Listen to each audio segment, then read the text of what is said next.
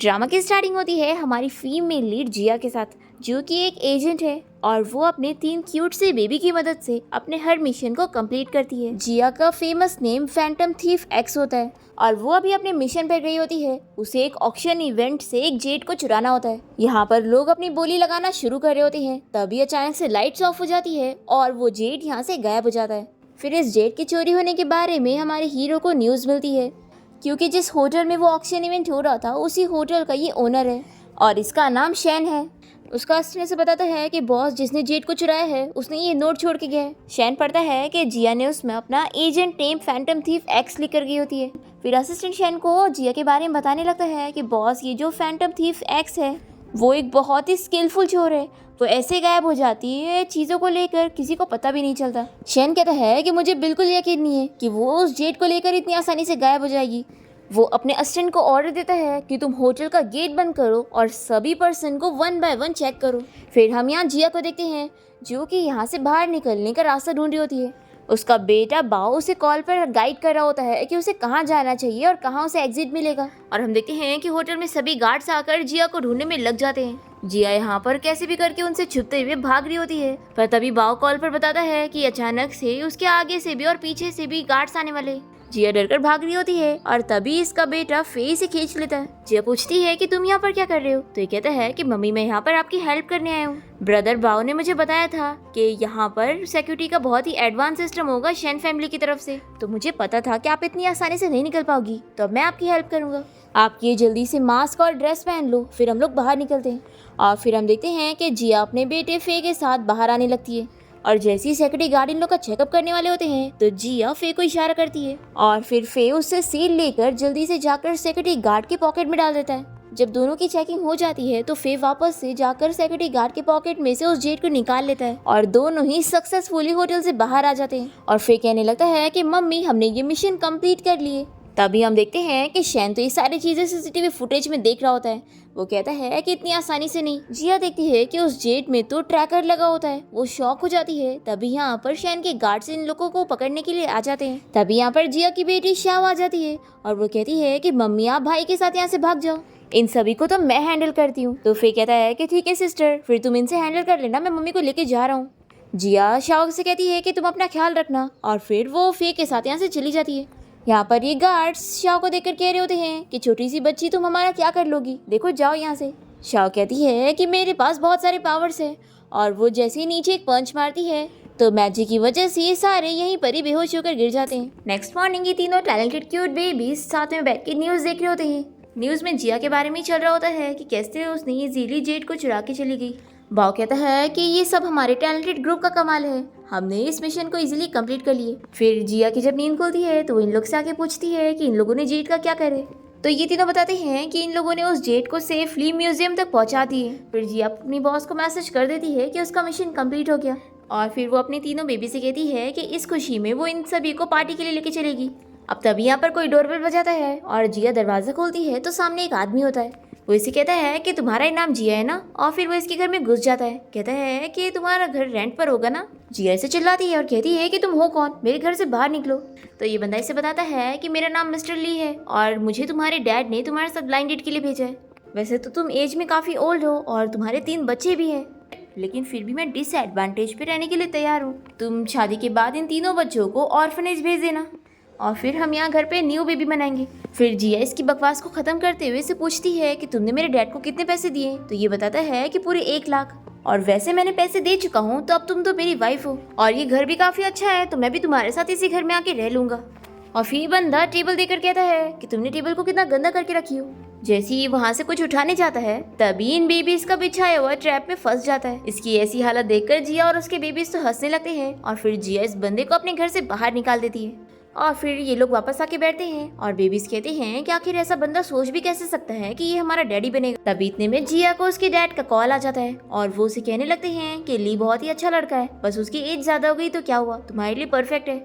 जिया कहती है कि जरूर आपकी मिस्ट्रेस ने ही आपको ये आइडिया दी होगी ना कि आप मेरी शादी उससे करवाएं। तो मैं आपको बता दूं कि मैंने तो उस बंदे को धक्के मार के घर से बाहर निकाल दी हूँ और आप भी जल्द से जल्द उसके पैसे उसे वापस कर देना।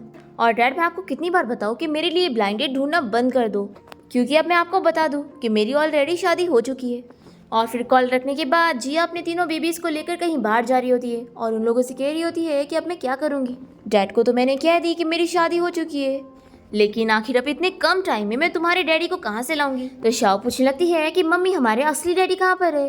तो इस बारे में जिया सोचने लग जाती है और हमें फ्लैशबैक में दिखाते हैं जिया एक बार अपने मिशन के लिए गई हुई थी और तभी उसे किसी ने ड्रग दे दिया था और उसने शैन के साथ होटल में एक्सीडेंटली नाइट स्पेंड कर ली थी। अब यहाँ जिया को तो शैन का फेस नहीं याद होता, पर वो अपने बेबीज का क्यूट क्यूट फेस देखकर सोचती है कि जब ये लोग इतने हैंडसम और क्यूट हैं तो ज़रूर वो भी बहुत ही हैंडसम ही होगा। फिर जिया अपने बेबीज को फूल बनाने लगती है कि तुम्हारा कोई डैडी है ही नहीं। तो फे कहता है कि मम्मी आप हमें फूल नहीं बना सकती, अब हम 3 साल के नहीं रहे। फिर बाऊ पूछने लगता है कि मम्मी आप बताओ कि आपको कैसे टाइप का मैन चाहिए, हम आपको ढूंढने में हेल्प करेंगे। तो जिया इन लोगों से बताने लगती है कि वो टॉल होना चाहिए, हैंडसम होना चाहिए, उसके एब्स होने चाहिए और साथ ही साथ वो स्मार्ट तो बिल्कुल नहीं होना चाहिए, तभी हमारी आइडेंटिटी एक्सपोज नहीं होगी और उसे पता नहीं लगेगा कि हम लोग सीक्रेट एजेंट्स हैं। दूसरी तरफ शैन का असिस्टेंट उसे बता रहा होता है कि किसी ने होटल की सारी सीसीटीवी फुटेज को डिलीट करवा दिए और वो लोग फुटेज को रिकवर भी नहीं कर पा रहे और उस चोर ने तो सारे एविडेंस क्लियर करके गई है, हमें उसके बारे में कुछ भी एविडेंस नहीं मिला। तो शैन कहता है कि सच में वो तो बहुत ही टैलेंटेड निकली, ये तो बहुत ही इंटरेस्टिंग है। अब तुम एक काम करो, हमें उसे पकड़ने के लिए एक ट्रैप बिछाना होगा। तो तुम उसके बारे में ये न्यूज़ वायरल करो कि फैंटम थीफ एक्स ने हमारे और एंटिक्स को चुरा ली है, फिर देखना वो ज़रूर यहाँ पर आएगी। और तुम मेरी एक फेक आइडेंटिटी क्रिएट करो ताकि मैं एक नॉर्मल पर्सन की तरह बिहेव करके उसे सीक्रेटली पता लगा सकूँ और मुझे यकीन है कि इस बार मैं उसे पकड़ के रहूँगा। दूसरी तरफ हम देखते हैं कि जिया अपने तीनों बेबीज को समझा रही होती है कि ध्यान रखना, चाहे जो हो जाए हमें अपनी आइडेंटिटी को एक्सपोज नहीं करना है और हमें बिल्कुल ही लो प्रोफाइल में रहना है जितना हो सके। तो बेबीज कहते हैं कि हाँ मम्मी हम आपकी बात मानेंगे। तभी यहाँ पर शैन का असिस्टेंट उसे बताता है कि उसकी मॉम जिद कर रही है कि जब तक वो अपने लिए वाइफ नहीं लाता तब तक उसे घर आने नहीं मिलेगा। ये सुनकर शैन कहता है कि आखिर मेरे पेरेंट्स मेरी शादी के पीछे क्यों पड़े। तभी असिस्टेंट पूछता है कि बॉस क्यों ना अपने सूजी को यहाँ पर बुला ले, 6 साल पहले आपने उन्हीं के साथ नाइट स्पेंड किए थे तो वो आपकी हेल्प कर देंगी। फिर शैन याद करने लगता है और उसे ऐसा लगता है कि उसने सूजी नहीं बल्कि किसी और लड़की के साथ नाइट स्पेंड किया था। जिया अपने बेबीज के साथ जा रही होती है, तभी उसके सामने यहाँ पर ली कुछ गुंडों के लेकर आ जाता है और जिया इसे कहती है कि फिर तुम यहाँ पर आ गए, मैंने बोली थी ना कि हम दोनों एक दूसरे के लिए परफेक्ट नहीं है, इसलिए मेरा पीछा छोड़ दो। ये बोलकर वो जा रही होती है तो ली से रोकते हुए कहता है कि तुमने अपने तीनों बेबीज के साथ मिलकर मुझे परेशान करी हो, तो तुम्हें क्या लगता है कि मैं तुम्हें यहाँ से जाने दूंगा। ऊपर से तुम्हारे डैड ने मुझसे पैसे भी ले चुके हैं, तो अब तुम्हें मेरी वाइफ बनकर मेरे घर चलना होगा। जिया कहती है कि अगर तुम पागल हो गए हो तो जाके अपने आप को डॉक्टर को दिखाओ, यहाँ पर मेरा रास्ता मत रोको। पर ये बंदा तो मानने के लिए तैयार ही नहीं होता, वो कहता है कि आज मैं तुम्हें यहाँ से जाने नहीं दूंगा। फिर जिया को भी गुस्सा आता है और वो इसे फाइटिंग का मूड बना लेती है। फिर बेबीज कहने लगते हैं कि मम्मी हमें कह रही थी कि हमें लो प्रोफाइल में रहना है, लेकिन अब उनसे खुद ही नहीं रहा जा रहा। ये बंदा जैसे ही जिया को मारने जा रहा होता है तो वो भी इसे रिटर्न में मारने वाली होती है, पर तभी यहाँ पर शैन आकर इस बंदे का हाथ पकड़ के रोक लेता है और उसे चिल्लाता है कि तुम्हारी हिम्मत कैसे हुई एक लड़की पर हाथ उठाने की। ली कहता है कि ये मेरी वाइफ है, मैं इसे जैसे चाहे वैसे डिसिप्लिन करूँ, आखिर तुम्हें क्या, तुम कौन हो। शैन कहता है कि मेरे बारे में सभी को पता है। तो शैन इसे कहता है कि तुम मेरे बारे में जानना डिजर्व ही नहीं करते। फिर यहाँ पर शैन को देखकर ही तीनों बेबीज बड़े इंप्रेस हो जाते हैं और सोचते हैं कि मम्मी को जो जो क्वालिटीज चाहिए थी वो सारी इस अंकल के अंदर है। शाओ तो सोचती है कि यही मेरे डैडी बनना चाहिए। फिर हम देखते हैं कि शैन ली से फाइट करने लगता है और ली अपने चेलों को इससे फाइट करने का कह रहा होता है, पर तभी बाओ बताता है कि मम्मी मैंने पुलिस को कॉल कर दिया और वो लोग अभी यहाँ पर पहुँचते होंगे। जी सुनकर ये सभी गुंडे डर के मारे यहाँ से भाग जाते हैं और फिर जिया यहाँ पर शैन से पूछती है कि क्या तुम ठीक हो। तो वो कहता है कि मैं तो ठीक हूँ, लेकिन आखिर तुम इन गुंडों से कैसे मिक्सअप हो गई। जिया इसे बताती है कि ये मेरे डैड का भेजा हुआ ब्लाइंड डेट है, लेकिन मुझे इस बंदे के साथ शादी नहीं करनी थी, इसलिए मैं बस उसके साथ थोड़ी सी ट्रिक्स खेल रही थी, और वैसे आज जो तुमने मेरी हेल्प की है उसके लिए थैंक यू। और फिर जिया इसे हैंडशेक करते हुए अपना नाम बताने लगती है, तो शैन भी इसे अपना नाम बताता है और फिर वो कहने लगता है कि तुम यहाँ पर ब्लाइंड डेट के लिए आई थी ना, तो क्यों ना मैं ही तुम्हारा ब्लाइंड डेट बन जाऊँ। और फिर शैन अपने आप को इंट्रोड्यूस करने लगता है और इसे सब झूठ झूठ बताता है कि मेरे पास ना घर है ना कार है और मेरी सैलरी भी ज़्यादा नहीं है, पर हाँ मैं इतने पैसे कमा लेता हूँ कि तुम्हारी पूरी फैमिली को सपोर्ट कर लूँगा और मुझे इस बात से कोई फ़र्क नहीं पड़ता कि तुम्हारे 3 बेबीज़ हैं, तो बताओ तुम मेरे बारे में क्या सोचती हो। फिर जिया कुछ कह नहीं पा रही होती है और तभी शाओ जाकर शैन को टच करते हुए कहने लगती है कि मम्मी डैडी के पास तो एप्स भी है। ये सुनकर तो जिया और शैन दोनों ही बहुत ही एम्बैरस फील करने लगते हैं और शैन कहता है कि तुम्हारी मॉम ये चीज़ कंफर्म कर देंगी तो ज़्यादा बेहतर होगा। फिर हम देखते हैं कि जिया और शैन तुरंत ही कोर्ट जाकर अपना मैरिज सर्टिफिकेट लेकर बाहर निकलते हैं। जिया सोचती है कि उसे यकीन नहीं हो रहा कि उससे ये काम इतना इजीली हो गया। तभी शैन कहने लगता है कि हमें अपना फ़ोन नंबर भी एक्सचेंज कर लेना चाहिए।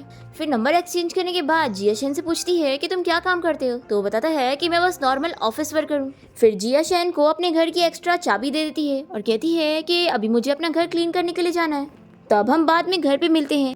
और फिर जिया और उसके तीनों बेबी शैन को गुड बाय बोलकर यहाँ से चले जाते हैं। और फिर हम देखते हैं कि शैन यहाँ पर अपने असिस्टेंट को कॉल करके उसे अपनी वाइफ के लिए गिफ्ट तैयार करने के लिए कहता है और साथ ही तीनों बेबीज़ के लिए भी। और उसे कहता है कि गिफ्ट महंगा नहीं होना चाहिए बल्कि बहुत ही ज़्यादा थॉटफुल होना चाहिए। दूसरी तरफ हम देखते हैं कि जिया यहाँ पर अपने तीनों बेबीज़ को उनके सारे वेपन छुपाने के लिए कह रही होती है। जैसे कि उसकी बेटी शॉ के पास सुपर पावर्स हैं तो वो उसकी डम्बल्स छुपाने को कहती है। फे के पास काफ़ी सारे गैजेट्स हैं जिनसे वो ट्रैप बिछाता है और बाओ के पास उसका लैपटॉप है जिससे वो हैकिंग करता है। ये लोग सारी चीज़ें छुपा देते हैं और जिया फिर से इन लोगों को समझा देती है कि हमें एक्सपोज नहीं होना है। फिर जैसे ही डोरबेल की आवाज़ आती है तो जिया जल्दी से जाके दरवाज़ा खोलती है और ये लोग शैन का अपने घर पे वेलकम करते हैं। शैन ने अपना लगेज लेकर आया होता है और वो जिया से कहता है कि किचन कहाँ पर है, मुझे ये ग्रॉसरीज को किचन में रखना है। तो जिया कहती है कि अच्छा तो तुम कुकिंग करने वाले हो, और फिर वो इसे इशारा करते हुए बताने लगती है कि किचन कहाँ पर है। पर तभी जिया की नज़र बोर्ड पर जाती है कि इन लोगों ने अपने मिशन को कंप्लीट करने के लिए कुछ चीज़ें बोर्ड पर लिखी हैं और उसे मिटाना तो भूल गए। फिर जिया जल्दी से शैन का फेस पकड़ के उसे रोक लेती है और उसे दूसरी तरफ देखने नहीं देती और बाओ जल्दी से जाकर बोर्ड को क्लीन कर देता है। और फिर तब जाके जिया शैन का फेस छोड़ती है, कहती है कि मैं बस तुम्हें इसलिए रोक रही थी क्योंकि मैं तुम्हें अकेले कुकिंग नहीं करने दे सकती, मुझे बहुत ऑकवर्ड फील होगा, तो चलो मैं भी चल के तुम्हारी हेल्प करती हूँ कुकिंग करने में। तो शैन कहता है कि आइडिया अच्छा है। फिर इसके बाद ये पूरी फैमिली साथ में बैठ के डिनर कर रहे होते हैं और तभी जिया और शैन को उन लोग के असिस्टेंट का मैसेज आने लगता है। जिया की असिस्टेंट उसे बताती है कि आज उसे नेक्स्ट मिशन के लिए जाना होगा और उसका नेक्स्ट मिशन है कि उसे शैन की कंपनी जाकर किसी एंटीक को चुराना है। फिर जिया अपने तीनों बेबीज को मैसेज करके उन्हें मिशन के बारे में बता देती है और ये सब देखकर शैन पूछने लगता है कि आखिर तुम लोग क्या कर रहे हो। तो जिया जल्दी से बहाना करने लगती है और कहती है कि तुम ये सारी डिशेस टेस्ट करो। तभी शैन को भी उसके गिफ्ट के बारे में याद आता है और वो इन सभी को बताने लगता है कि मैंने तुम सभी के लिए कुछ गिफ्ट लेकर आया हूँ। और फिर वो बारी बारी तीनों बेबीज को एक एक बैच दे देता है। जिया से पूछती है कि ज्वेलरी तो महंगी होगी ना, तो तुमने ये सब क्यों खरीदा। तो शैन कहता है कि मेरा फ्रेंड ज्वेलरी स्टोर का मैनेजर है तो उसने मुझे डिस्काउंट दे दिया, इसलिए ये सब इतनी महंगी भी नहीं है। फिर तीनों बेबीज बहुत ही खुश होकर शैन को थैंक यू कहने लगते हैं और फिर शैन एक चैन निकाल कर जिया के हाथ में रखता है और वो भी खुश हो जाती है कि तुमने मेरे लिए भी गिफ्ट लाए हो। शैन कहता है कि ऑफ कोर्स, बताओ तुम्हें पसंद आया कि नहीं। तो जिया कहती है कि मुझे बहुत ही पसंद आया। ये सुनकर तीनों बेबीज हंसने लग जाते हैं और जिया और शैन से कहते हैं कि मॉम डैड, अगर आप लोग एक दूसरे को पसंद आए गए तो किस भी कर लो और अब शर्माने वाली कोई बात है ही नहीं। ऐसे बोलकर ये लोग इन लोग के ऊपर हंस रहे होते हैं। फिर इसके बाद हम देखते हैं कि जिया रूम में जाकर शैन को शावर लेते हुए देखकर बड़ी खुश हो रही होती है। जैसे ही वो बाहर आता है तो ये कहती है कि अब हमें सोने चलना चाहिए। शैन कहता है कि तुम फिक्र मत करो, आज मैं स्टडी रूम में सो जाऊंगा। आज हमारा शादी का पहला दिन है तो मैं जानता हूँ कि तुम इतनी जल्दी मुझे एडजस्ट नहीं कर पाओगी, इसलिए तुम बिल्कुल फिक्र मत करना, मैं तुम्हारा एडवांटेज नहीं उठाऊंगा। जिया सोचती है कि मैं तो चाहती थी कि तुम मेरा एडवांटेज उठाओ, और फिर ये बोलकर शैन अपने रूम में भाग जाता है और जिया अपसेट होती है। नेक्स्ट मॉर्निंग वो अपने बेबीज के साथ यहाँ पे ब्रेकफास्ट कर रही होती है और ये लोग भी बातें करने लगते हैं कि आखिर मम्मी को क्या हुआ, मम्मी सुबह से परेशान है। जिया ये सोचकर परेशान होती है कि शैन तो एक जेंटलमैन है और ये तो मेरे साथ बिल्कुल रोमांस नहीं करेगा। तभी यहाँ पर शैन भी आ जाता है और वो जिया को गुड मॉर्निंग कहता है। फिर ये तो इसे देखकर खुश हो जाती है और इसे ब्रेकफास्ट करने के कहती है। तभी शैन कहता है कि वैसे आज मेरी ऑफिस की छुट्टी है तो मैंने सोचा हूँ कि मैं आज तुम तीनों को बाहर घुमाने के लिए लेके चलूंगा। ये सुनकर तीनों बेबीज बड़े खुश जाते हैं और जिया इन्हें समझाती है कि बाहर जाके कोई मस्ती नहीं करना। फिर शैन यहाँ पर तीनों बेबीज को बाहर लाने के बाद उनसे पूछता है कि तुम लोग को कहाँ कहाँ पर घूमने जाना है बताओ, मैं तुम लोग की आज सारी विश पूरी करूंगा। तो बाओ कहता है कि डैडी मुझे बुक स्टोर जाना है। फे कहता है कि डैडी हम म्यूजियम चलते हैं। पर शॉ कहती है कि डैडी मुझे तो शॉपिंग पर जाना है और बहुत सारी प्रीटी ड्रेसेस खरीदनी है। शैन कहता है कि ठीक है, फिर सबसे पहले हम शॉपिंग पर चलेंगे और फिर उसके बाद म्यूजियम में और फिर लास्ट हम बुक स्टोर में चलेंगे। ये सुनकर तीनों ही बहुत ही खुश हो जाते हैं। अब ये लोग यहाँ से जा ही रहे थे कि तभी वापस से ली अपने गुंडों के साथ यहाँ पर आ जाता है। इन लोग को देखकर बेबीज कहने लगते हैं कि तुम लोगों को क्या लास्ट बार मार खा के सबक नहीं मिला था जो फिर यहाँ पर मार खाने आ गए हो। तो शैन कहता है कि थोड़ा धीरे बोलो, हम इनसे फाइट नहीं कर पाएंगे, ये बहुत ज्यादा लोग हैं। तभी ली बताता है कि मैं यहाँ पर कोई मुसीबत खड़ी करने नहीं आया हूँ। तुम जानते होंगे कि मैंने जिया के डैड को ब्राइड प्राइस दे चुका हूँ जो कि पूरी 1 लाख थी, और अब तुम जिया के हस्बैंड हो तो तुम्हें वो पैसे भरने पड़ेंगे। तो बाओ कहता है कि मेरी मम्मी ने थोड़ी ना पैसे ली जो आप मेरी मम्मी से पैसे मांग रहे हो। ली कहता है कि तुम्हारी मम्मी ने नहीं ली तो क्या हुआ, तुम्हारी मम्मी के डैडी ने तो लिया है। तो पैसे तो तुम्हारी मम्मी को ही भरने पड़ेंगे। तो बच्चे कहते हैं कि अंकल ये पैसे तो हम पूरे जिंदगी भर नहीं पे करेंगे, तो इसलिए चुपचाप आप यहाँ से चले जाओ। तो ली को गुस्सा आता है और वो बच्चों पर हाथ उठाने जा रहा होता है, तो शैन इसका हाथ ही मोड़ देता है। तो कहता है कि ठीक है, मैं ये पैसे माफ कर सकता हूँ, लेकिन हम शर्त लगाते हैं, हम यहाँ पर जुआ खेलेंगे और अगर तुम जीत गए तो मैं तुम लोगों को पैसे माफ कर दूंगा, लेकिन अगर मैं जीता तो 1 लाख का डबल तुम लोग को 2 लाख देना पड़ेगा। अब शैन तो इस सुनते के साथ ही शर्त लगाने से मना कर रहा होता है, पर तभी बच्चे कहने लगते हैं कि हमें ये शर्त मंजूर है। तो शैन इन लोग से कहता है कि तुम लोग ये क्या कर रहे हो, हम लोग ये बिल्कुल नहीं जीत पाएंगे। तो बाओ और फे कहते हैं कि डैडी आप फिक्र मत करो, हमारी लकी सिस्टर है ना, इसकी वजह से हम लोग शर्त जीत जाएंगे। फिर इसके बाद हम देखते हैं कि इन दोनों के बीच में गेम स्टार्ट हो जाता है और यहाँ पर एक दूसरे की इन लोग को डाइस पहचानना होता है। तो शैन जो नंबर बोलता है वही नंबर उसकी डाइस में आता है और इस वजह से वो पहला राउंड तो जीत जाता है और फिर यहाँ से जाने लगता है, क्योंकि अब शर्त के हिसाब से। पर ये ली नहीं मानता, कहता है कि हम वापस से शर्त लगाते हैं और उसके पास जो भी चीजें रहती है वो उन पे शर्त लगा देता है और इस बार भी शैन जो नंबर लेता है वही डाइस निकलती है और फिर ऐसे करते करते ली अपनी सारी चीजें हार जाता है और फिर शैन इसकी सारी चीजें उठाकर यहाँ से लेकर चला जाता है और फिर वो सोचता है कि आज मैं इतना ज्यादा लकी कैसे हो गया। फिर शाओ कहती है कि डैडी अब हमें घर चलना चाहिए मम्मी को सरप्राइज देने के लिए, पर शैन देखता है कि इतना सारा सामान उठा के लेके जाना है, तो वो कहता है कि मैं किसी को बुलाता हूँ। तो बाओ और फे कहते हैं कि डैडी किसी की जरूरत नहीं है, हम चारों मिलकर इसे सरका के लेके जा सकते हैं। पर यहाँ पर शैन को बिल्कुल यकीन नहीं हो रहा होता है, वो कहता है कि इतना वजन हम कैसे लेके जाएंगे। तो बाओ और फे मिलकर शैन को आगे उसे पकड़ने के लिए कहते हैं और खींचने का कहते हैं और पीछे से यहाँ पर शाओ धक्का दे रही होती है और उसकी ताकत की वजह से वो मूव हो रहा होता है। फिर हम देखते हैं कि जिया का भी यहाँ पे डिनर रेडी करके हो जाता है और वो जैसे ही दरवाजा खोलती है तो ये लोग इसे सरप्राइज देते हैं और शाओ कहती है कि मम्मी डैडी ने आपके लिए बहुत सारी ड्रेसेस खरीद के लाए हैं। फिर रात में हम देखते हैं कि शैन अपने बेड पर तकिया रख देता है और उसे ब्लैंकेट से कवर कर देता है ताकि ऐसा लगे कि वो रूम में ही है और वो चुपके से यहाँ से बाहर चला जाता है। फिर हम देखते हैं कि जिया चुपके से शैन के रूम के बाहर आ जाती है और कहती है कि लगता है वो सो चुका है, तो अब मैं जाती हूँ और तुम लोग घर पे अपना ख्याल रखना और उसे पता मत लगने देना। फिर नेक्स्ट सीन में फिर हम देखते हैं कि जिया अपने नेक्स्ट मिशन के लिए निकल जाती है। वो सोचती है कि शैन ग्रुप कंपनी के मामले में उसने रूमर सुनी है कि उनका सिक्योरिटी सिस्टम काफी अच्छा है, इसीलिए उसने आज एक डिलीवरी गर्ल का गेटअप करी होती है ताकि उसे इजीली कंपनी में जाने मिले। और यहाँ हम देखते हैं कि शैन सारी सीसीटीवी फुटेज पे नजर रख रहा होता है, क्योंकि उसने ही तो यहाँ पर उसे बुलाया हुआ है ताकि वो यहाँ पर आए और ये उसे रंगे हाथ पकड़े। अस्टिन कहता है कि बॉस सच में आपको लगता है कि वो फैंटम थीफ एक्स जरूर यहाँ पर आएगी। शैन कहता है कि देखना मच्छी हमारे कांटे में जरूर फंसेगी। हम देखते हैं कि जिया को यहाँ पर उसकी स्टेप सिस्टर पहचान जाती है और कहती है कि आखिर ये यहाँ पर क्या कर रही है। और हम देखते हैं कि जिया को बाओ कॉल पर बता रहा होता है कि टारगेट अभी मिला नहीं है, मम्मी आप भी आपको और ढूंढना होगा। फिर जिया चुपके से शैन के रूम में आकर उसी एंटी को ढूंढने लग जाती है, पर तभी यहाँ पर इसकी स्टेप सिस्टर लेन आकर कहती है कि आखिर तुम यहाँ पर क्या कर रही हो, हम अब पूरे 6 साल बाद मिल रहे हैं। 6 साल पहले डैड ने तुम्हें घर से बाहर निकाल दिए थे और लगता है अब तुम फूड डिलीवरी की जॉब करती हो। तो जिया इसे चिल्लाती है और कहती है कि मैं फूड डिलीवरी की जॉब करती हूँ तो क्या हुआ, कम से कम तुम्हारे काम से तो बेहतर ही है, जो बस दूसरे रिच मैन को फंसाने की कोशिश करती है। तो लिन कहती है कि तुम ऐसा मत सोचना कि मुझे तुम्हारे बारे में पता नहीं है, मैं जानती हूँ कि तुमने डैड की अरेंज की हुई मैरिज से बचने के लिए ऐसे बंदे से शादी कर ली हो जो बहुत ही गरीब है, ना उसके पास घर है ना कार है। तो जिया कहती है कि आखिर तुम्हें इससे क्या, तुम मेरी लाइफ में इंटरफेयर क्यों कर रही हो। तभी हम देखते हैं कि शैन और उसका असिस्टेंट सीसीटीवी फुटेज में इन दोनों को देख लेते हैं। शैन कहता है कि उन दोनों को यहाँ से बाहर मत जाने देना। फिर यहाँ पर जिया की स्टेप सिस्टर लेना अपनी बड़ाई मारने लगती है। वो उसे कहती है कि तुम्हें मैं सच बताती हूँ, एक्चुअली मैं तो जल्द ही सीईओ की वाइफ बनने वाली हूँ।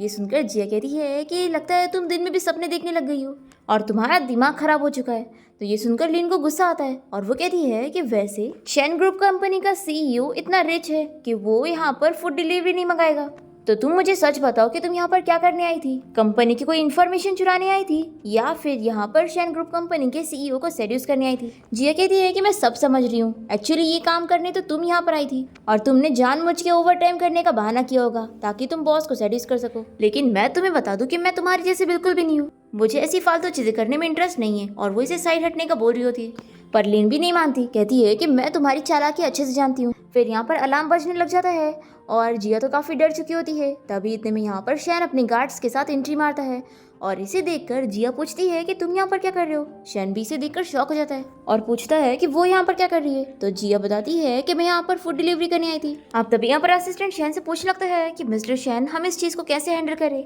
ये सुनकर जिया शॉक हो जाती है कि वो इसे मिस्टर शैन कह रहा है। फिर शैन अपने असिस्टेंट को स्लो से कहता है कि मेरी वाइफ है, तुम इसके सामने मेरी आइडेंटिटी मत खोलो। फिर असिस्टेंट भी एक्टिंग करते हुए कहता है कि हाँ मिस्टर शैन कब आएंगे, वो ये चीज हैंडल कर सकते हैं। फिर शैन जिया को बताता है कि मैं यहाँ पर सिक्योरिटी गार्ड की जॉब करता हूँ और आज मेरी रात की ड्यूटी है। तो जिया कहती है कि आखिर तुमने ये बात मुझे पहले क्यों नहीं बताए थे। तो शैन ऐसे कुछ कह नहीं पाता। तभी लिन कहने लगती है कि आखिर ये तुम्हें कैसे बताता कि ये एक सिक्योरिटी गार्ड की जॉब करता है। जब मैंने सुनी थी कि तुमने किसी गरीब लड़के से शादी कर ली हो तब मुझे बिलीव नहीं हुआ था, और अब देख कर पता चल रहा है कि ये तो सच में गरीब है।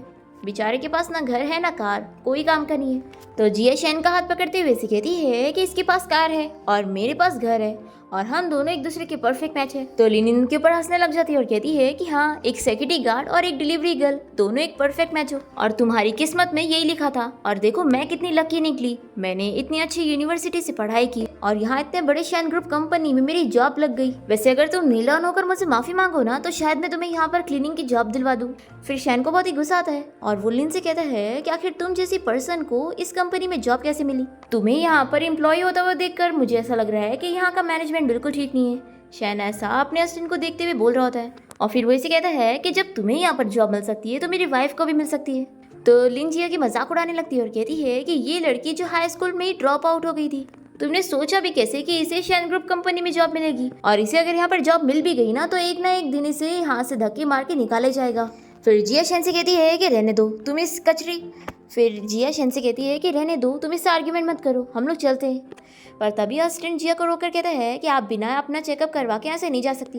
तो जिया पूछती है कि आखिर क्यों। तो असिस्टेंट बताता है कि मिस्टर शैन की कोई कीमती चीज कंपनी से खो गई है और उन्हें शक है कि वो चोर अभी भी कंपनी में है, इसलिए सभी की चेकिंग होगी। फिर लिन कहने लगती है कि अच्छा अब मुझे समझ आया, तो जिया सच में तुम यहाँ पर सीईओ के ऑफिस में कुछ चुराने आई थी।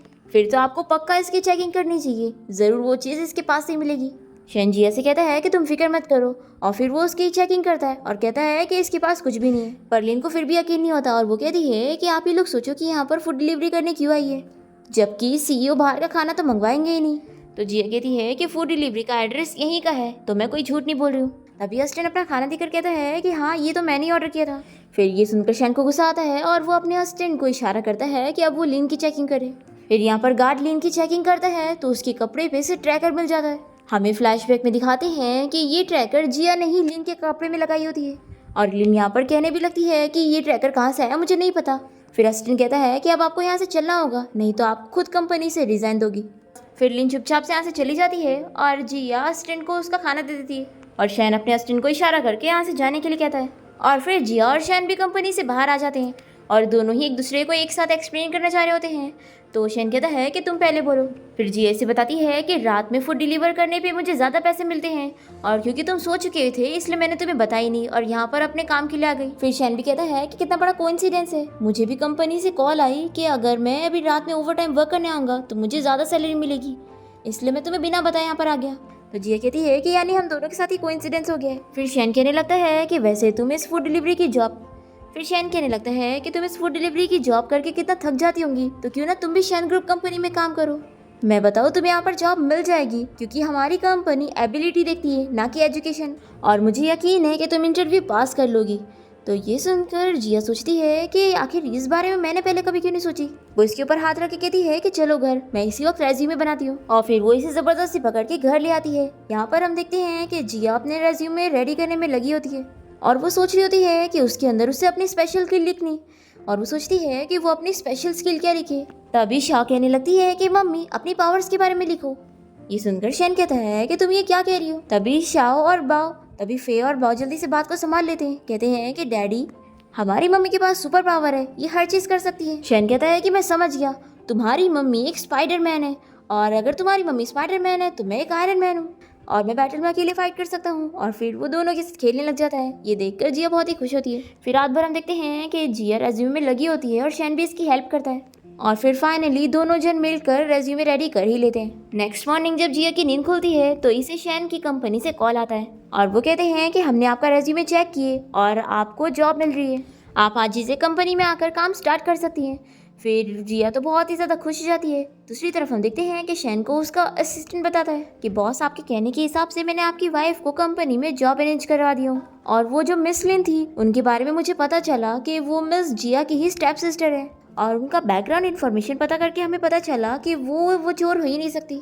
शैन कहता है कि वो इतनी बुद्धू थी कि उसे देखकर ही मुझे पता लग रहा था कि वो चोर है ही नहीं। फिर असिस्टेंट कहता है कि बॉस लेकिन वो ट्रैकर सच में आपके ऑफिस में ही था और तभी ऑफिस में मिस जिया ही गई थी। तो आपको भी नहीं लगता कि मिस जिया ही फैंटम थीफ एक्स है? आप कहे तो मैं इस बारे में अच्छे से इन्वेस्टिगेट करता हूँ। तो शेन कहता है कि बिल्कुल भी नहीं, जिया फैंटम थीफ एक्स हो ही नहीं सकती और वो इन सब चीज़ में इन्वॉल्व बिल्कुल नहीं है। ज़रूर उस चोर लड़की ने जानबूझ के ट्रैकर को लिन के ऊपर लगा दी होगी ताकि हम लोग शक में पड़े रहें और उसके बारे में ना पता कर पाए। सच में वो बहुत ही चालाक है। और ये सारी चीज़ें सोचकर शैन अपने आप को बहुत ही इंटेलिजेंट समझ रहा होता है। तभी सामने से जिया को आते हुए देखकर शैन जल्दी से कार से बाहर आ जाता है और अस्टिन के साथ मिलकर एक्टिंग करता है और फिर अस्टिन इन दोनों को छोड़कर चला जाता है। और फिर शैन यहाँ पर जिया को ये बताता है कि ये मेरी कार है, मैंने अभी जल्दी खरीदा हूँ। जिया तो बहुत ही खुश होती है और फिर शैन इसे राइड के लिए लेके जाता है। नेक्स्ट सीन में जिया अपनी कंपनी पहुँचती है और डायरेक्टर सभी को बताती है कि जिया इस कंपनी की नई एम्प्लॉय है। ये सुनकर लिन को बहुत ही शौक मिलता है कि आखिर इसे यहाँ पर जॉब कैसे मिल गई। वो इसे चिल्लाने लगती है कि तुमने जितनी एजुकेशन ली हो उसके हिसाब से तो तुम्हें यहाँ जॉब मिल ही नहीं सकती थी। जरूर तुमने कंपनी के किसी एम्प्लॉय को सेड्यूस करी होगी जब भी तुम्हें यहाँ पर जॉब मिली। जिया कहती है कि मुझे यहाँ पर फेयर तरीके से जॉब मिली है और वैसे तुम्हारा थैंक यू, तुमने मुझे रिमाइंड ना की होती तो मैं यहाँ जॉब के लिए कभी अप्लाई ना करती। फिर हम देखते हैं कि शैन को किसी क्लाइंट के साथ मीटिंग पर जाना होता है और क्लाइंट को इम्प्रेस करने के लिए उसने अपने असिस्टेंट से एक पेंटिंग मंगवाया होता है। पर हम देखते हैं कि यहाँ पर लिन जानबूझ के पेंटिंग को बदल देती है और फिर वो जिया को पेंटिंग देते हुए उसे शैन तक पहुँचाने के लिए कहती है जो कि रेस्टोरेंट में है और वो सोचती है कि आज तो वो उसे जॉब से निकलवा के रहेगी। दूसरी तरफ जिया जब पेंटिंग को शैन को देने के लिए पहुंचती है तो वो यहाँ पर उसे क्लाइंट के साथ देखकर शॉक होती है और शैन तुरंत ही एक्टिंग करने लग जाता है कि वो अब बॉस का बॉडीगार्ड बन गया है, इसलिए यहाँ पर उसके साथ है। क्लाइंट के सामने एक्टिंग करता है कि मेरे बॉस की तबीयत थोड़ी खराब हो गई थी इसलिए अभी वो घर पे चले गए। फिर यहाँ पर जिया पेंटिंग लेकर आ जाती है और क्लाइंट बड़ा खुश होता है कि अब वो कॉन्ट्रैक्ट साइन करेगा, पर जैसे ही वो पेंटिंग देखता है तो चिल्लाने लगता है कि ये तो फेक पेंटिंग है। तो जिया कहती है कि मुझे तो जो पेंटिंग दिया गया था मैं वही लेकर आई हूँ। तभी यहाँ पर लीन आ जाती है और वो जिया के ऊपर इल्ज़ाम लगाने लगती है कि उसने पेंटिंग एक्सचेंज कर दी और यहाँ पर फेक पेंटिंग लेकर आई है। फिर लीन एक पेंटिंग दिखाती है और कहती है कि असली यहाँ पर है। तो जिया को बहुत ही गुस्सा आता है, वो कहती है कि तुम मुझे फंसाना चाहती थी और फिर जिया यहाँ पर प्रूफ करती है कि लीन ने जो पेंटिंग लेकर आई है वो भी नकली है। फिर क्लाइंट तो जिया से बहुत ही खुश होता है कि उसे असली और नकली की पेंटिंग की पहचान है, यानी कि उसे भी पेंटिंग की ज़्यादा नॉलेज है। लिन कहती है कि आप लोग इसकी बातों में मत आओ और ये इस कंपनी में काम करने से पहले एक फूड डिलीवरी की जॉब करती थी। तो शैन कहता है कि आखिर फूड डिलीवरी की जॉब करने में क्या गलत है, और वैसे भी मेरी वाइफ को पेंटिंग्स बहुत ही पसंद है और हमारे घर पे भी बहुत सारी पेंटिंग्स है, मेरी वाइफ कोई झूठ नहीं कह रही है। तो लिन कहती है कि अगर ये बात सच है तो क्यों ना हम क्लाइंट को चलकर तुम्हारे घर की पेंटिंग दिखा दे ताकि ये भी बहुत ही खुश है। फिर क्लाइंट भी जिया और शैन के घर जाना चाह रहा होता है पेंटिंग देखने के लिए, तो इन लोग को हाँ कहना पड़ता है। फिर जिया चुपके से अपने तीनों बेबीज को कॉल करके उन्हें पेंटिंग का अरेंजमेंट करने के लिए कहती है। फिर ये लोग जब यहाँ घर पहुँचते हैं तो ये सारे पेंटिंग देखकर शॉक होते हैं। क्लाइंट तो बहुत ही ज़्यादा खुश होता है और वो जिया की तारीफ करते हुए इन लोग की कंपनी के साथ कॉन्ट्रैक्ट कर लेता है। और लिन भी यहाँ पर जिया को गलत प्रूफ करना चाहती थी जो कि वो नहीं कर पाती, तो इसलिए उसे नींबू खाने पड़ते हैं। ये देखकर जिया को तो बड़ी खुशी मिलती है और फिर यहाँ से क्लाइंट और लिन के जाने के बाद जिया और शैन दोनों ही बहुत ही हैप्पी होती हैं और साथ में मिलकर बच्चों के साथ खेल रहे होते हैं। फिर हम देखते हैं कि लिन घर जाने के बाद अपने मॉम डैड के सामने रो रही होती है और उनसे कहती है कि वो जिया से उसका बदला ले, क्योंकि जिया की वजह से वो शर्त हार गई और उसे नींबू खाने पड़ गए। फिर डैड को बहुत ही गुस्सा आता है और वो कहते हैं कि रुको, मैं अभी उसे कॉल करके यहाँ पर बुलाता हूँ और तुम्हारे लिए सबक सिखाता हूँ। दूसरी तरफ हम देखते हैं कि जिया जानबूझ के शैन के पास आ रही होती है उससे क्लोज होने के लिए। वो सोचती है कि जब वो उसके पास आ जाएगी तो वो भी अपने आप को कंट्रोल नहीं कर पाएगा।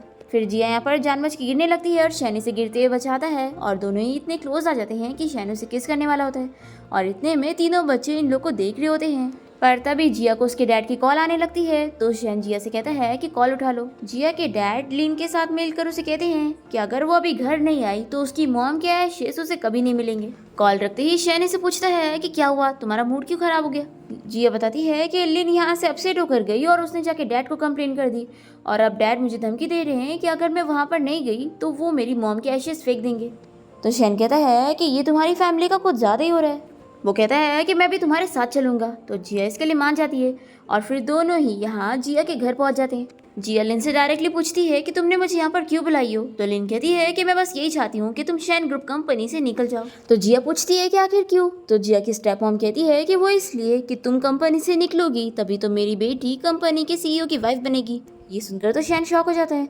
फिर जिया कहने लगती है कि यानी मैंने सही समझी थी, उस दिन तुम सीईओ के ऑफिस में मिस्टर शैन को सेड्यूस करने गई थी। तो लिन कहती है कि हाँ तो क्या, तुम जरूर मुझसे जेलस हो रही हो ना कि तुम्हें तो इतना भी नहीं आ रहा। तभी शेन कहने लगता है कि वैसे तुम्हें ये कैसे पता कि मिस्टर शेन तुम्हें इंटरेस्टेड है। लिन कहती है कि अगर वो मुझ में इंटरेस्टेड नहीं होगा तो क्या इस जिया में इंटरेस्टेड होगा। फिर यहाँ पर लिन की मॉम भी लिन की तारीफ करती है और जिया की बेइज्जती। और तभी हम देखते हैं कि तीनों बच्चे मिलकर जल्दी से अपनी ग्रैंड माँ की एशेस उठा लेते हैं और उसकी जगह वो लोग कोई और पॉट रख देते हैं जिसमें इन लोगों ने कुछ भर के लाया है। अब यहाँ पर जिया के डैड उसे चिल्लाते हैं और कहते हैं कि अभी इसी वक्त तुम रिजाइन करोगी, नहीं तो मैं तुम्हारी मॉम के एशेस फेंक दूंगा। फिर स्टेप मॉम तो एशेस को लेकर भी आ जाती है। जिया कहती है कि आप लोग देख क्या रहे हो, आप लोगों से नहीं हो रहा, मैं करती हूँ। और फिर वो जल्दी से पॉट को खोल देती है और ये लोग तो डरने लग जाते हैं कि आखिर इसे क्या हो गया। तभी यहाँ पर फे जल्दी से शैन को इशारा करता है कि उसे कुछ करने की जरूरत नहीं है क्योंकि ये उन लोग की प्लानिंग है। फिर शैन भी एक्टिंग करते हुए कहता है कि मैंने सुना हूँ कि अगर एशेस किसी घर के जमीन पे गिर जाते हैं तो उस बंदे की आत्मा वहीं पर ही भटकने लगती है और फिर वो भूत बनकर अपने दुश्मन को डराती है। ये सुनकर तो स्टेप मॉम डर जाती है और कहती है कि तुम कुछ भी बकवास मत करो। फिर यहाँ पर बच्चे एक्टिंग करने लगते हैं कि हमें ग्रैंड माँ दिख रही है। फिर ये लोग तो और डरने लग जाते हैं और शैन कहने लगता है कि वैसे बच्चों को वो चीज़ दिखती है जो हम बड़ों को नहीं दिखती। फिर लीन और उसकी मॉम डैड डरने लग जाते हैं और जिया उस पॉट में जो पाउडर होता है उसे निकाल कर इन लोग के मुंह पर डाल देती है। कहती है कि मेरी मॉम के साथ जो तुमने बुरा किया हो ना उसकी सजा है ये। और फिर जिया और शैन बच्चों के साथ यहाँ से जाने लगते हैं और जिया शैन से कहती है कि तुमने उन लोगों के एक्सप्रेशन देखे, मुझे तो बहुत ही ज़्यादा मज़ा आ गया। फिर फे और शाह कहते हैं कि मम्मी वो हमारी मेहनत का भी तो कमाल है जो हमने इतनी मेहनत से डॉग के पूप को जमा किया। ये सुनकर तो शैन शॉक हो जाता है और दूसरी तरफ उन तीनों की हालत ख़राब हो रही होती है और इन लोग को ये चीज़ इतनी स्मेली लग रही होती है। ये लोग सोचते हैं कि क्या है, कहीं ये पूप तो नहीं। और यहाँ पर ये जानने के बाद तो शैन वॉमिटिंग करने लगता है और फिर इसके बाद ये सभी मिलकर बाहर खाना खाने के लिए जाते हैं। तभी यहाँ पर शैन जिया से इस बारे में पूछता है कि आखिर इन बच्चों का डैड कौन है। जिया कहती है कि मेरी स्टेप मॉम सही कह रही थी, एक्चुअली मुझे भी नहीं पता कि इन बच्चों का डैड कौन है। उस रात मैंने काफ़ी ज़्यादा ड्रिंक कर ली थी और मुझे भी नहीं पता चला कि मैं होटल रूम में कैसे पहुंची और फिर उसके बाद मेरे ये सारे बेबी हो गए। शैन को ये सुनकर शॉक हो जाता है कि जिसके साथ उसने 6 साल पहले नाइट स्पेंड किया था कहीं ये वही तो नहीं। वो इसे होटल के नाम के बारे में पूछने जा रहा होता है पर तभी इतने में यहाँ पर कुछ गुंडे आ जाते हैं और पूछने लगते हैं कि यहाँ पर जिया कौन है, हमें जिया को मारने का ऑर्डर मिला है। फिर शैन इन सभी गुंडों से फाइट करने लगता है और हम देखते हैं कि जिया यहाँ से जाकर अपने थीफ वाले गेटअप में आ जाती है और फिर वो इन सभी गुंडों से फाइट करते हुए शैन को बचाती है। पर शैन को कुछ ज़्यादा ही चोट लग गई थी और वो काफ़ी बेहोश हो रहा होता है पर जिया को देखकर उसे वही रात याद आने लगती है और वो उसे पूछता है कि क्या वो वही है, पर ये जल्दी से इसे बेहोश कर देती है। इसके बाद जब शैन को होश आता है तो वो घर पे होता है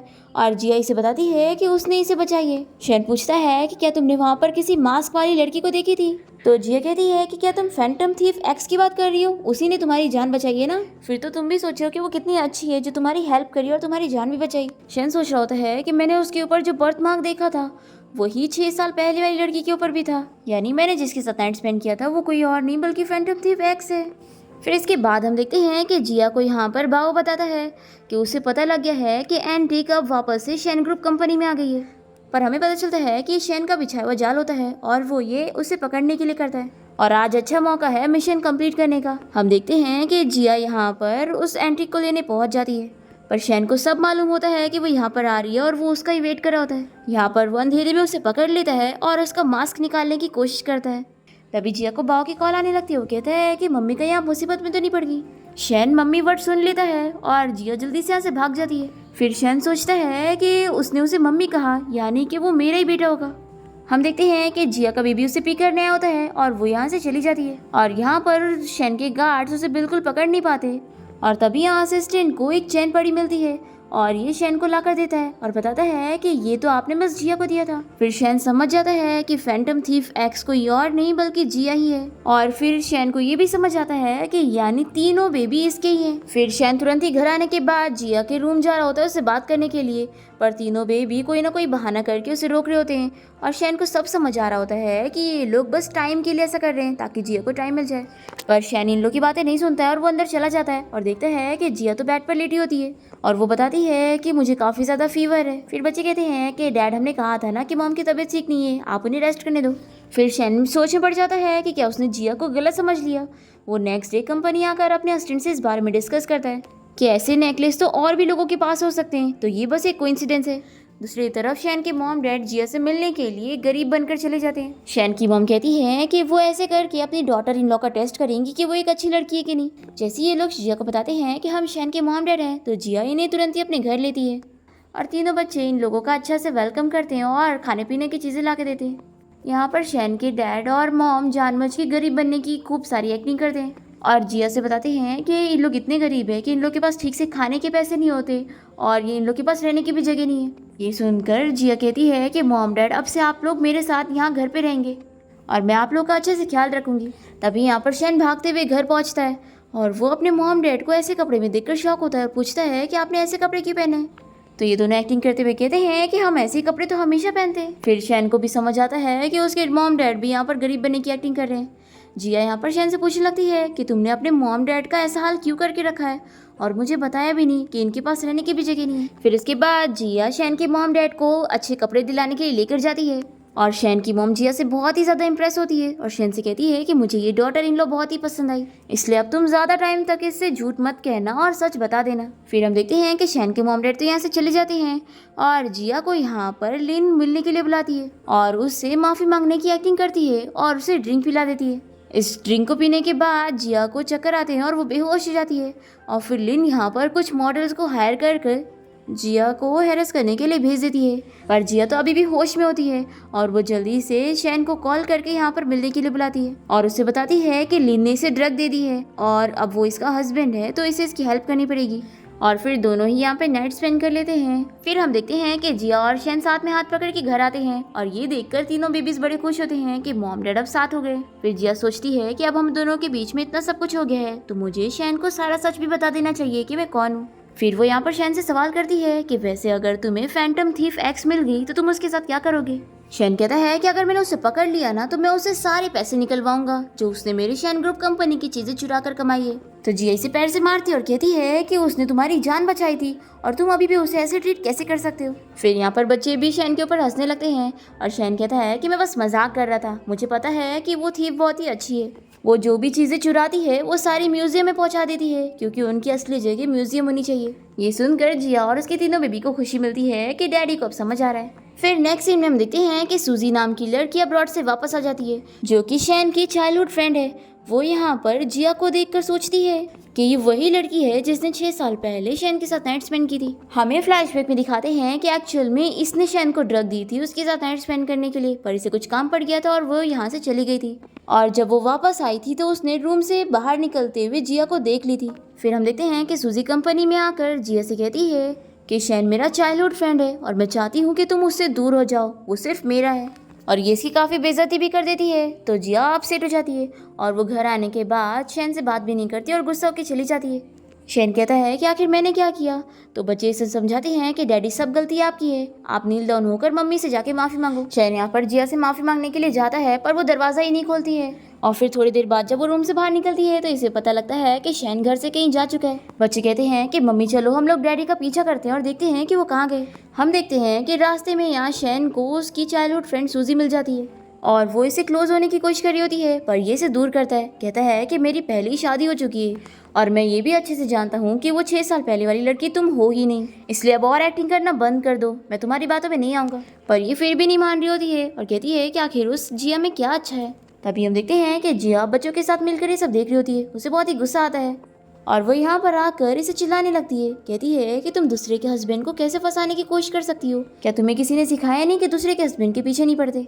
फिर सूजी यहाँ से चली जाती है और शैन अपने आप को जिया को एक्सप्लेन करता है तो वो कहती है कि मैं जानती हूँ कि तुम सिंसियर हो, इसलिए मैं तुम्हें माफ़ कर रही हूँ और चलो तुम्हारा बर्थडे सेलिब्रेट करते हैं। अब लोगों के बीच में सब अच्छा चलना स्टार्ट ही हुआ था कि फिर से सूजी इन लोगों के बीच में मिसअंडरस्टैंडिंग क्रिएट कर देती है और फिर जिया तो शैन से बहुत ही ज़्यादा गुस्सा हो जाती है और उसे दूर होने लगती है और फिर दोनों का ही डिवोर्स हो जाता है। और बच्चे यहाँ पर शैन से गुस्सा होते हैं कि डैडी आपको तो मम्मी को मनाना भी नहीं आता और अब आप डैडी नहीं बल्कि अंकल बन चुके हो। पर शैन फिर भी हार नहीं मानता और वो जिया को मनाने की कोशिश करने में लगा ही होता है कि तभी हम देखते हैं कि सूजी को जिया के बारे में पता लग जाता है कि फैंटम थीफ एक्स वही है। फिर ये शैन को धमकी देती है कि अगर वो उसे शादी नहीं करेगा तो ये जिया को जेल पहुंचा देगी और सभी को बता देगी कि फैंटम थीफ एक्स वही है। फिर यहाँ जिया को बचाने के लिए शैन इससे शादी करने के लिए मान जाता है। फिर हम देखते हैं कि इन दोनों का शादी वाला दिन आ जाता है। दूसरी तरफ शैन के मॉम डैड जिया के पास पहुंच जाते हैं और उसे सच बताते हैं कि वो लोग बस गरीब होने की एक्टिंग कर रहे थे और एक्चुअल में वो लोग बहुत रिच हैं। और ये लोग यहाँ पर इसे डीएनए टेस्ट रिपोर्ट दिखाते हैं और बताते हैं कि तीनों बेबीज शैन के ही हैं। और जब वो पहली बार इन लोगों से मिलने आए थे तभी वो तीनों बेबी का बाल लेके चले गए थे डीएनए टेस्ट करवाने के लिए। और अब फाइनली जिया को अपने बच्चों के डैड के बारे में पता लगता है कि वो कोई और नहीं बल्कि शैन है। बच्चे भी बहुत ही खुश होते हैं कि शैन हमारे असली डैडी है। शैन की मॉम जिया से कहती है कि तुम्हें जल्दी करना होगा और उन लोग की शादी रोकना होगा। फिर हम देखते हैं कि जिया शादी के बीच में यहाँ एंट्री मारती है और वो यहाँ सूजी को साइड करते हुए शैन को किस कर लेती है और फिर उसे यहाँ से भगा के लेके चली जाती है और कहती है कि अगर तुम्हें अभी भी शादी में जाना हो तो जा सकते हो। शैन बहुत ही शर्मा रहा होता है। जिया कहती है कि मॉम डैड ने मुझे सब बता दिया, तुमने मुझे प्रोटेक्ट करने के लिए उसे शादी करने का वादा किया, लेकिन तुम ही सोचो मेरी आइडेंटिटी एक्सपोज भी हो जाएगी तो भी मुझे कोई फर्क नहीं पड़ेगा और तुम्हें मेरे लिए सब नहीं करना चाहिए था। और अब मुझे ये भी पता चल गया है कि 6 साल पहले वाले मैन भी तुम ही हो और वैसे क्या आज तुम मेरे लिए अपने आप को सेक्रीफाइस करने वाले थे। तो शैन कहता है कि वैसे ऐसा भी नहीं है, मैं सूजी के साथ बदला लेने वाला था। फिर हम देखते हैं कि शैन और जिया अपने बच्चों के साथ बहुत ही ज़्यादा खुश होते हैं पर सूजी अभी भी पीछे नहीं हटती। वो जिया को किडनैप कर लेती है और सोचती है कि वो उसे रास्ते से हटा देगी पर तीनों बेबीज की वजह से शैन यहाँ पर आकर जिया की जान बचा लेता है। फिर हम देखते हैं कि शैन फाइनली जिया को फिर से शादी के लिए प्रपोज करता है और वो हाँ कह देती है। ये सुनकर तीनों बेबीज बड़े खुश हो जाते हैं कि अब मम्मी डैडी फाइनली साथ हो गए।